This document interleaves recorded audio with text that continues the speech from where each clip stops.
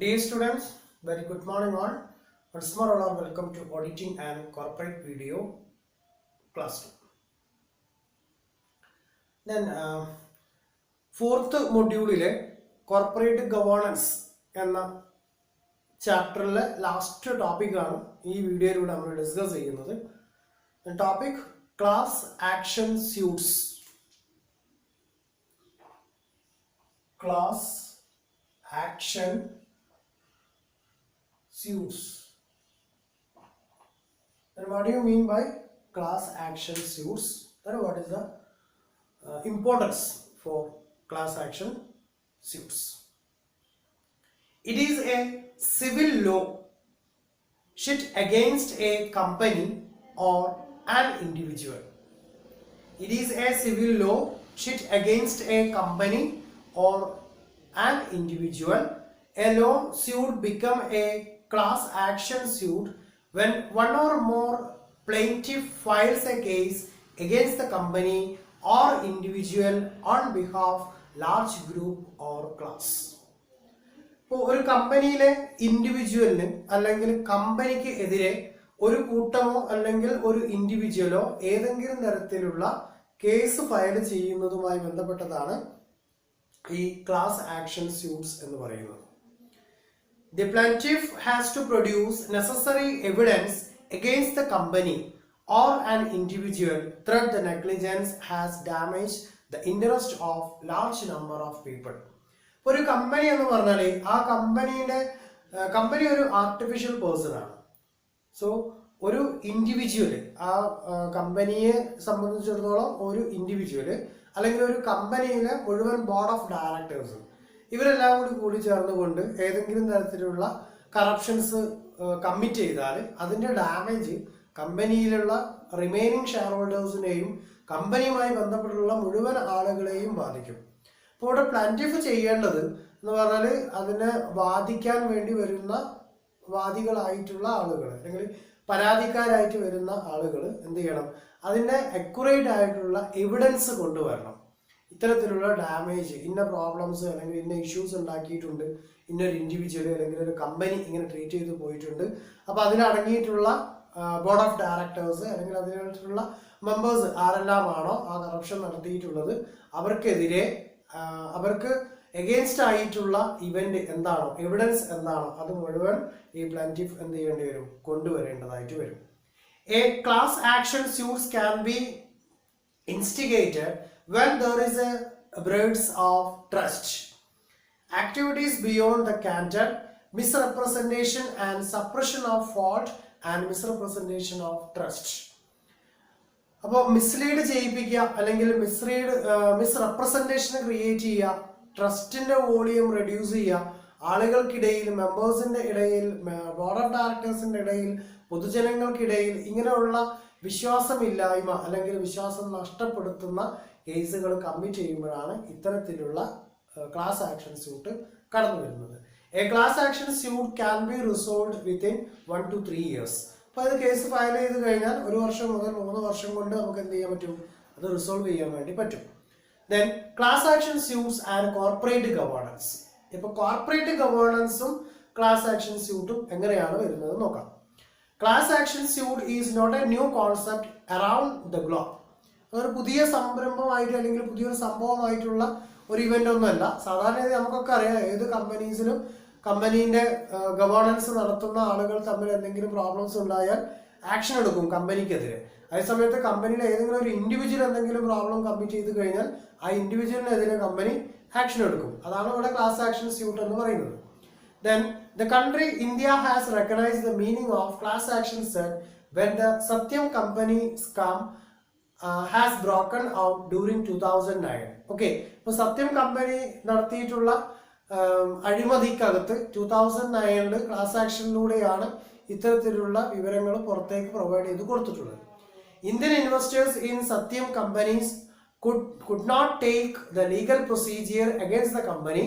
However, the US investors has filed a class action suit against the company and the audit firm. എന്നാൽ ഇന്ത്യയിലുള്ള ഇൻവെസ്റ്റേഴ്സിന്, സത്യം കമ്പനിയിലെ Indian ഇൻവെസ്റ്റേഴ്സിന് അവർക്കെതിരെ class action suit എടുക്കാൻ വേണ്ടി സാധിച്ചില്ല. എന്നാൽ ഫോറിനേഴ്സ് അല്ലെങ്കിൽ US ഉള്ള മെമ്പേഴ്സ് എന്ത് ചെയ്തു? ഇന്ത്യൻ കമ്പനിയായ സത്യം കമ്പനിക്കെതിരെ ആക്ഷൻ ഫയൽ ചെയ്തു. Okay. Then as a result, the Company Act 2013 has formally introduced the concept of class action suit. അപ്പോൾ ക്ലാസ് ആക്ഷൻ സ്യൂട്ട് 2013 എന്ത് ചെയ്തിട്ടുണ്ട്? ഇൻട്രൊഡ്യൂസ് ചെയ്തു പോരുന്നുണ്ട്. Then as per the section 245 subsection 1 and 245 subsection 3 of the Companies Act 2013, the following members can file a class action suit. അപ്പോൾ ആർക്കൊക്കെ class action suit file ചെയ്യാം എന്നുള്ളത് 2013 245 section subsection 1ലും 245 subsection 3ലും പറയുന്നുണ്ട്. ആർക്കൊക്കെ കമ്പനിക്കെതിരെ അല്ലെങ്കിൽ ഇൻഡിവിജ്വൽസിനെതിരെ കേസ് ഫയൽ ചെയ്യാം. Number 1, member or members or any class of companies having share capital. അപ്പോൾ ഒരു മെമ്പർക്ക് മറ്റൊരു മെമ്പർക്കെതിരെ കേസ് ഫയൽ ചെയ്യാം, ഒരു മെമ്പർക്ക് കമ്പനിക്കെതിരെ കേസ് ഫയൽ ചെയ്യാം, ഒരു മെമ്പർക്ക് ഒരു ബോർഡ് ഓഫ് ഡയറക്ടേഴ്സിനെതിരെ കേസ് ഫയൽ ചെയ്യാം. ആൻഡ് മെമ്പേഴ്സ്, ഒരു കൂട്ടം മെമ്പേഴ്സിന് ചെയ്യാൻ പറ്റും. Or any class of companies having share capital, ഏതെങ്കിലും വിധത്തിൽ ഒരു ക്ലാസ് ഓഫ് ഷെയർ ഹോൾഡ് ചെയ്തിട്ടുള്ള ഏതൊരു മെമ്പർക്ക് വേണമെങ്കിലും ക്ലാസ് ആക്ഷൻ സ്യൂട്ട് ഫയൽ ചെയ്യാം. Okay. Then second, company not having a share capital. കമ്പനിക്ക് ഷെയർ ക്യാപിറ്റൽ ഇല്ലേ? Companies not having share capital, members equal or exceeding 1/5 of total members. അപ്പോൾ total മെമ്പേഴ്സിന്റെ 1/5 എന്ത് ചെയ്യാൻ പറ്റും? കേസ് ഫയൽ ചെയ്യാൻ പറ്റും. Then depositor or depositors or any class of them. ഇപ്പോൾ ഡെപ്പോസിറ്റേഴ്സ് ആയിട്ടുള്ള, ഇപ്പോൾ ഇൻവെസ്റ്റേഴ്സ് ആയിട്ടുള്ള അല്ലെങ്കിൽ അതിനകത്ത് ഡെപ്പോസിറ്റ് ചെയ്തിട്ടുള്ള ഇൻഡിവിജ്വൽസിനും അല്ലെങ്കിൽ ഒരു കൂട്ടം ഇൻഡിവിജ്വൽസിനും ഈ ക്ലാസ് ആക്ഷൻ സ്യൂട്ട് എന്ത് ചെയ്യാൻ പറ്റും? ഫയൽ ചെയ്യാൻ വേണ്ടി പറ്റും. Then third one, the union government of the opinion that the affairs of the company is prejudicial to the public interest.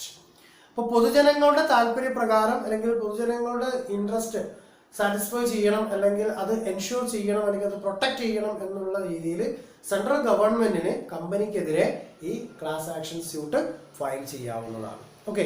അപ്പോൾ മെമ്പർക്ക്, ഒരു കൂട്ടം ഡെപ്പോസിറ്റേഴ്സിന്, അതുപോലെ സെൻട്രൽ ഗവൺമെന്റിനും എന്ത് ചെയ്യാൻ പറ്റും? കേസ് ഫയൽ ചെയ്യാവുന്നതാണ്.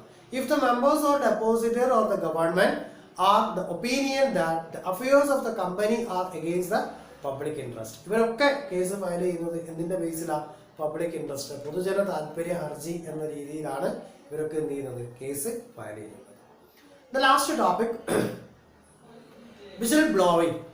എന്താണ് വിസിൽ ബ്ലോയിങ് എന്ന് പറഞ്ഞാൽ? The term whistle blowing is derived from the practice of English civil police men, that means bobbies, who blow their whistle when they notice a crime.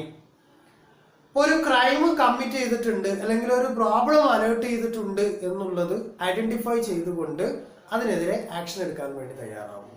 Then it alert the general public and as well as law enforcement officers. അപ്പോൾ general പബ്ലിക്കിനും അതുപോലെ law officers ഉണ്ടായിരിക്കും. എല്ലാ കമ്പനീസിലും ഉണ്ടാവും ഒരു law officer. അപ്പോൾ law ഓഫീസേഴ്സിനും അതുപോലെ general പബ്ലിക്കിനും അതൊരു അലേർട്ടാണ്. Then this word got its popularity in the corporate world as a result two biggest corporate failure such as WorldCom and Enron.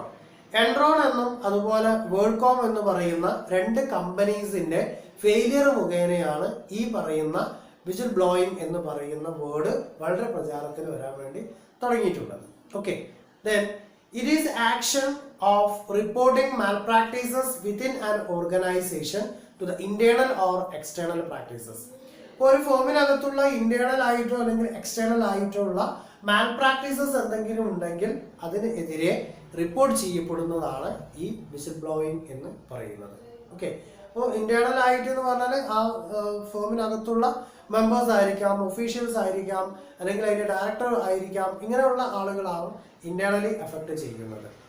Then external whistleblowing includes reporting of malpractices to the regulators or media external to the organization.